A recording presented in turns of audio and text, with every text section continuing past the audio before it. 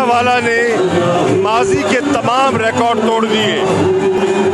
1986 में बेनज़ीर भुट्टो साहिबा का इस्तकबाल हुआ था, ये उससे कहीं बड़ा है।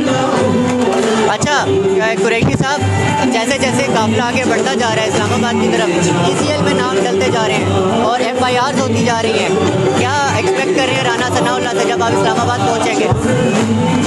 उनके जो मंसूबे हैं वो अपने बनाएंगे, हमारी जो हिकमत अमली है हम उस पर गामजन रहेंगे। वो पुरअमन मार्च है, कौम को यकजा करना है, कौम को जगाना है, मुल्क में आईनी कानूनी जमहूरी जंग लड़नी है। पाकिस्तानी कौम को कहेंगे, पाकिस्तानी अवाम को, अगर वो मुल्क की तकदीर बदलना चाहते हैं तो ये डिफाइनिंग मोमेंट है, उन्हें घरों से निकलना चाहिए, इस्लामाबाद का रुख करना चाहिए और हकीकी आज़ादी की तहरीक में शामिल हो जाना चाहिए। बहुत शुक्रिया।